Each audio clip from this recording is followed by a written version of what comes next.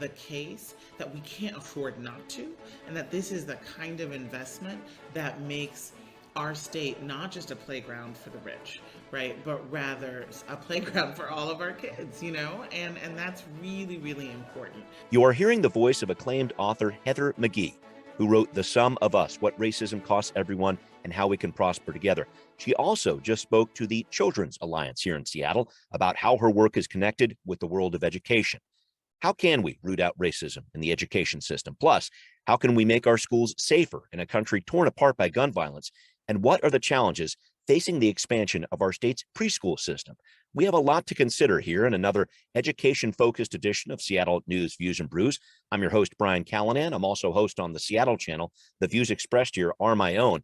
And I'm joined once again by Dr. Stefan Blandford, Executive Director of the Children's Alliance, former Seattle School Board Director. He actually hosted this event with Heather McGhee, you heard a sampling of off the top of the show. And Stefan, I had a great time talking with you a couple of weeks ago, and I did want to have you back on the program to follow up on a number of topics. But first things first, I'm noticing your hair is looking only slightly singed. So it appears it didn't get completely on fire there. I'm guessing the work behind the scenes to pull off this virtual event, Voices for Children, was successful. How did it go? It went really well. There's still a lot of work to do, as you would expect in a virtual event, but we're really pleased and so pleased with Heather's performance, what she had to say, how it resonated, how warm and personable she was, but she brought the science as well. She was pretty hard hitting in her analysis. It was perfect. Yeah, a very smart and impressive person that you were able to bring on your program there. So thank you for breaking that down with me, and thank you for being with me once again, Stefan. Thanks also to City Grind Espresso, our background noise sponsor for the audio podcast. Show them some love, other small businesses too. Thanks also to our show patrons. Everyone, please support local journalism if you can. It's Seattle News, Views, and Brews on Patreon. We also thank Converge Media. Converge airs the video version of our podcast on their YouTube channel Wednesday nights at 7. All right, off we go with right here, right now. Stefan, so last time we talked about the drained pool image that Heather McGhee discussed in her book, The Cost of Racism on People of All Colors, including white people. So during the 50s and 60s, some communities simply drained their public pools rather than integrate them, which created a cost for everyone. So in this presentation a couple of days ago here at the Voices for Children event for the Children's Alliance, what did you learn about this concept, this zero sum game idea? How does it intersect with public education? Are we still draining the pool? What do you got? I think so. I think it's unfortunate, and particularly in Seattle, it's particularly unfortunate that that drained pool image still shows up in our public schools. There are lots of situations that I encountered as a school board director where I thought of the fact that we'd be better if we figured out a way to work together and to realize that we're all bound up in the challenges of serving all of our students. While I was on the school board, it was about 54,000 students. And so I thought about all of them and how we could make outcomes better for all of them. There are a lot of people that I encountered that were very much caught up in that notion of a zero sum, that they wanted to acquire as much as they could for their kids to the detriment of other kids. That's called opportunity hoarding. Interesting. And I think we talked about this a little bit on the last program, but is it trying to make sure that certain schools get certain top programs or whatever else at the expense, potentially, if you look at it that way, of other schools? Was that part of this? Yeah, I think it's born of a naivete that a school system is a fixed system that has a limited amount of resources. And so it's incumbent on all parents, and I don't fault parents for advocating for everything that they can get for their child. Of course not. But when you don't think about the fact that it's a fixed system, then in order for you to get more for your child, someone else has to give up something. And that's the piece that I don't think people are willing to actually grapple with, that opportunity hoarding, trying to get every advantage for your child frequently comes at the expense of other people's children. I wanted to make sure you talked about, I want to dive into higher education if I could with you real quick on this, Stefan, because I know you talked about this with Heather. You sent a child off to college just last year. She has written quite a bit about higher education in her work. And I wanted to talk about that conversation because I think zero-sum thinking can impact those decisions too about college. Yeah, she and I were talking, one Black person to another Hmm. about the challenges that we as Black folks have to make around having our kids exposed to different ways of thinking versus and taking the chance that they will lose something of themselves Mm. as Black people. And so I shared the story of at every level, from preschool all the way to my kid being in college now. Hmm. Her mom and I had to really grapple with, what does it mean to put our kid in high quality experiences Hmm. in there, and usually very homogenous experiences where she would be Right. the outsider over and over and over again. Yeah. And that's something that families of color frequently have to grapple with, is Hmm. how much of one or the other are they going to allow their kids to experience. Hmm. And what was your experience with that? I guess that was just difficult to grapple with, difficult for your child to grapple with too.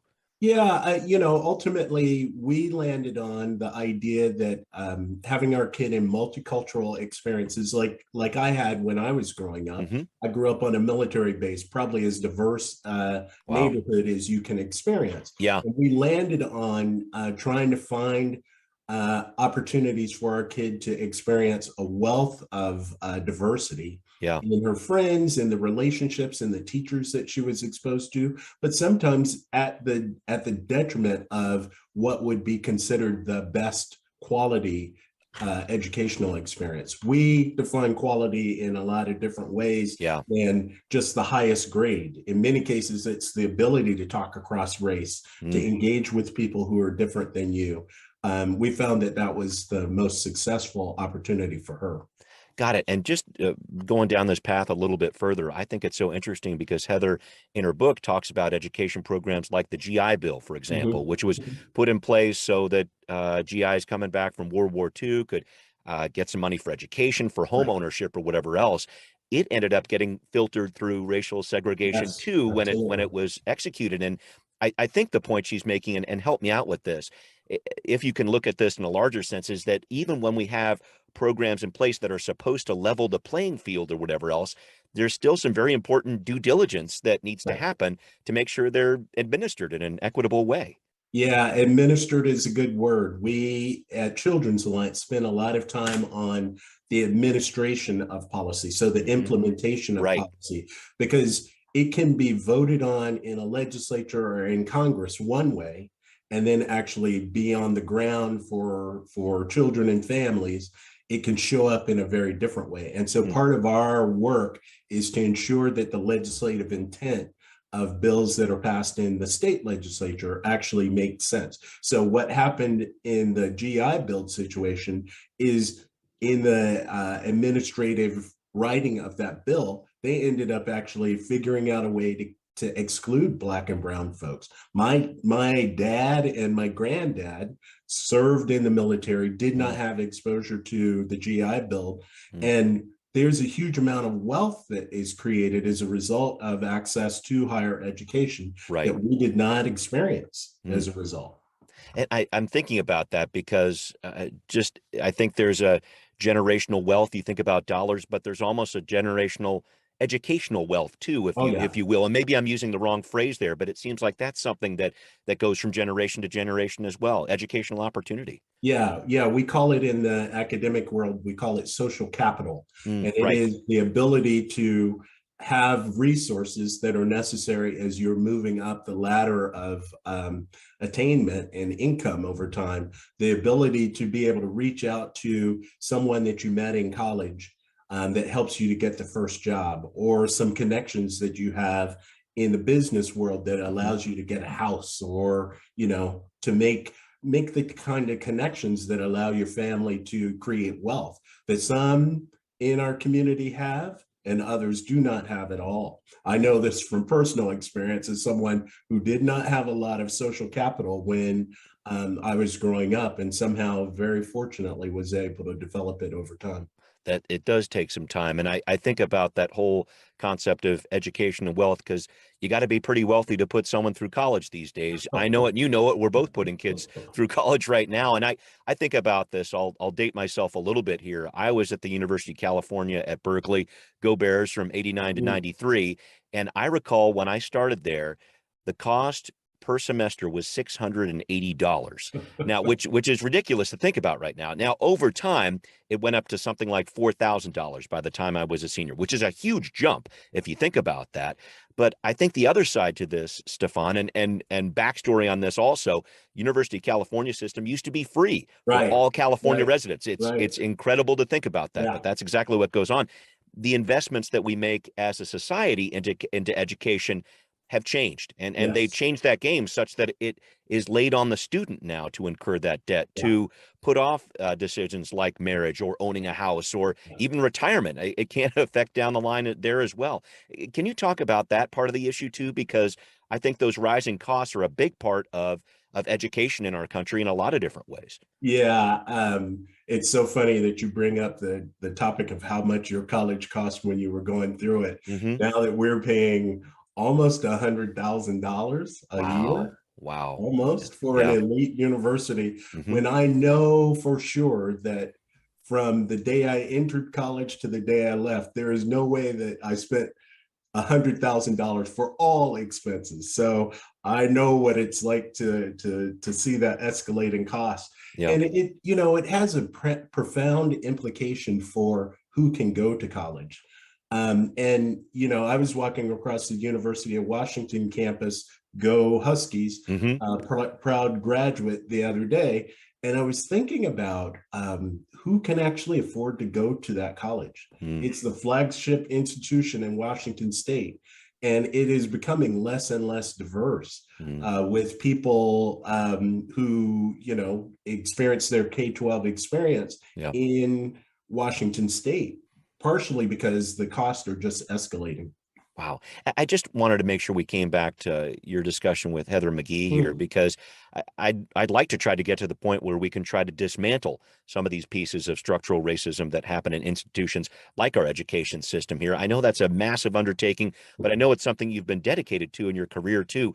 What did you learn about that piece from Heather with regard to what you can do as Children's Alliance, what the average person can do with this pretty monumental task? Well, I think more than anything else, and we only had a little bit of time on the topic of education where we were talking about integration, which I hope we will get into. Sure. But I think her overall point was that we need to kind of interrogate our positionality in this conversation about race.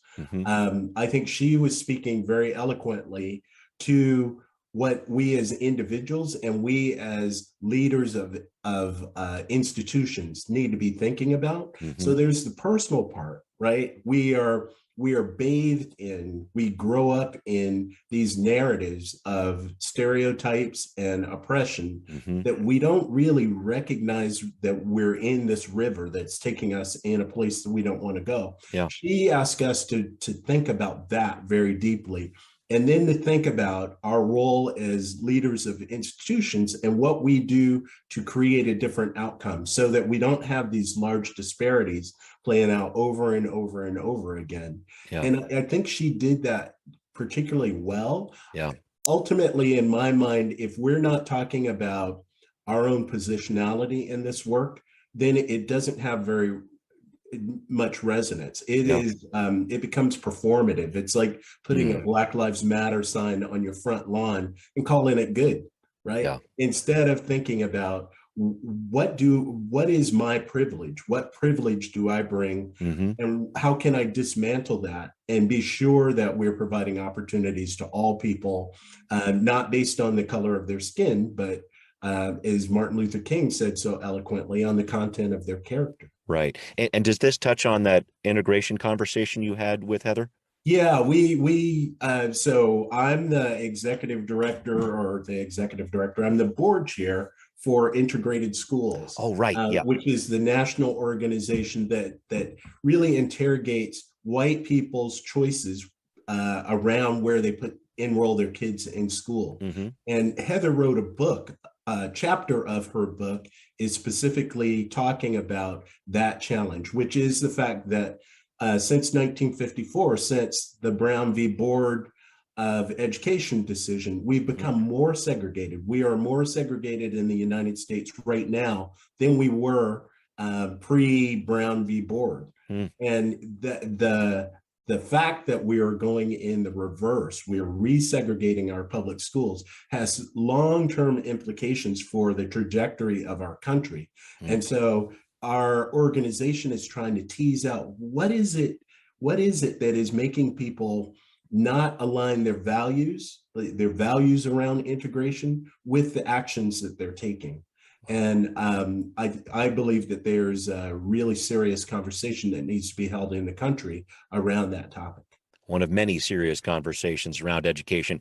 We're going to have one about public safety and public education, discussing the tragedy of the Uvalde, Texas school shooting and what our school systems can learn from it. We're going to break it down on Now Hear This. All right, let me switch over to here. 5, 4, 3, 2. Well, the shock of the tragedy in Uvalde, Texas is so hard to take. 19 kids killed, 2 teachers, and yet another mass shooting. It's part of an epidemic of gun violence that is occurring in our community, too. Here's what Mayor Bruce Harrell talked about on this subject back near the start of this year. Shootings and shot-fired incidents increased 40% to an all-time high. Overall violent crime increased by 20%, reaching the highest level we've seen in 24 years. Stefan, I want to talk about this with you because it's a story that, as much as I want to push it out of my head, it keeps coming back. Seattle schools had a series of shutdowns last November and December following a school shooting in Michigan where 4 students were killed. There was a social media post after that encouraged more people to commit acts of violence in our schools. And I think about the Texas shooting. In the wake of that, our state school superintendent, Chris Rakedahl, said, hey, we've got safety measures in place, but still, that doesn't mean another tragedy could not happen here. How do you react to this news about Uvalde, Stefan? Well, my heart was just broken when I got the post that there was another school shooting, and then learned the details, and they continue to unfold and to get more and more dark. It's just heartbreaking. But I also think about, obviously the ready availability of guns in our society and how we need to address that issue. I am very troubled as someone who's an advocate for children. I'm very troubled by the indicators that we're seeing of kids in crisis. I saw a study, and then I verified it with superintendents on the east side of the state and on the west side of the state. They are saying the number one crisis that they have to deal with is not declining enrollment. It is the mental health of the students who are in the schools. And I think that played out in Uvalde. And it's playing out, there was one statistic that was shared recently that the number of kids that are getting suicide assessments in schools is equivalent to the number of kids that they saw over a 4-year period. They just got in the first 4 months of this school year. And that is a that is a pretty severe crisis that we are not well equipped to deal with in Washington state and across the country. But we have to attend to that because there's the potential for a lot more of these disasters to happen. And I'm just thinking about this because we saw a number of rallies and protests around the Seattle area with students walking out of classes after this shooting, a demand for a mental health council in every school building, a call for a ban on all semi-automatic weapons. Just to wrap up on this topic, it just gets me to thinking, what can people do? I always feel so powerless after events like this. Some thoughts on that? Yeah, I don't have a lot of good thoughts on that. I was listening to a story on the radio yesterday talking about the number of people who complete polls and say that they support some sort of gun control legislation, eliminating assault weapons. And then on the other hand, we can't get any progress in Congress on that issue. And I think we have to do some soul searching. I wonder how many children have to die before we actually take action. It is sad, and I hope for some solution that is better than what we have right now. Fair enough. I want to switch gears with you and talk about another headline that's less shocking, but still brings with it some concern. I read in the Seattle Times recently that our state-funded public preschool program is suffering from a lack of available workers. So I understand it as this. Plenty of parents are interested in these programs, but you have places like the Denise Louie Education Center in Seattle down on the Chinatown ID. They don't have the personnel to open enough programs. I know that you work in the space, Stefan. What's going on?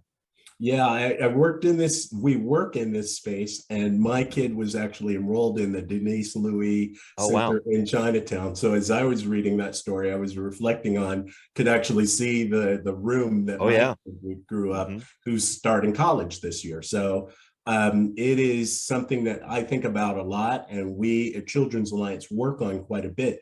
It's there are several issues at play. The first being teachers are underpaid. And, we've talked before about the Fair Start for Kids Act, which is putting about $1 billion into the educational system, but did not address the fundamental issue of worker compensation. That is something that I'm on a committee that is working to develop a plan for that. And hopefully there'll be an infusion of money to bring salaries up so you can retain good teachers. There's an issue with background checks. We all support the idea of, we want to be sure that a worker who is a provider who is working with children has a background check, so we can ensure that they are safe and appropriate to work with kids. Right now, the state is so backed up in that someone who is recently hired by a child care center has to wait long enough where if they had another application out with Burger King, they may have to take the job with Burger King. We have been working to try to figure out what the solution is to that, but there's not an easy answer. And so that's the work of the Children's Alliance to try to push on those issues. Got it. Because the concern there is, if fewer kids are enrolled in these types of programs, they miss some educational milestones they really need to hit before kindergarten, et cetera. Can you touch on that? Because that's the root of it all, is trying to make sure that these kids are provided for. And I know the pandemic had some impact on this too, but when there isn't room in these programs, or they're not able to offer these different courses or programs, I should say, because they don't have the teachers, that makes an impact on kids and families. It has a huge impact. Before the pandemic, we were already struggling with this idea of summer melt, which is kids that are in school throughout the year, they have the summer off, and they show back up at school because they haven't had the reinforcement during the summertime. They lose a lot of educational gains that they got during the year. That is exacerbated to the nth degree by the idea that kids haven't been in school for long periods of time. And the result of that is a study I saw recently says that kids have lost 2 years of education. And the implications of that for Black and brown kids are profound. Many white kids their parents have been able to put them in other situations. They have access to technology. They have the ability to do online classes. So you're seeing an expansion of the opportunity gap as a result that is very concerning. Well, we're going to talk a little bit more about that, talking about the impacts of the pandemic on our education system, a checkup on COVID, and see what the report card looks like on what's next. Well, Stefan, you were starting to go down this path, and I want to keep going here. The future of our educational system as we try to emerge from the COVID pandemic. I was reading a few studies on this too, and one of them shows that 2/3 of parents are worried their child is not on track in school. And I'm trying to figure out how these school systems recover, because I know that's a concern for you too. Some thoughts on that, please? Yeah, in some ways, I have heard that kindergartners and juniors and seniors are the ones that are suffering the most, because kindergarten is such a crucial school academic year for kids. You're learning a lot of the basics around interacting with other kids, being able to sit, starting to learn reading, And none of that is happening as a result of the pandemic. Yeah. And then, juniors and seniors who are struggling with culminating and moving on to the next stage of their lives, Yeah. whether it be college or career, they're not getting the reinforcements that they need. They're not getting the opportunities that they need. And so there's a crisis there. But at every point, 5th grade, 8th grade, 10th grade, all of those are really critical educational moments where if you don't have that reinforcement, then kids get off track and don't graduate, and then, suffer a lifetime of consequences as a result. And so we really have to double down.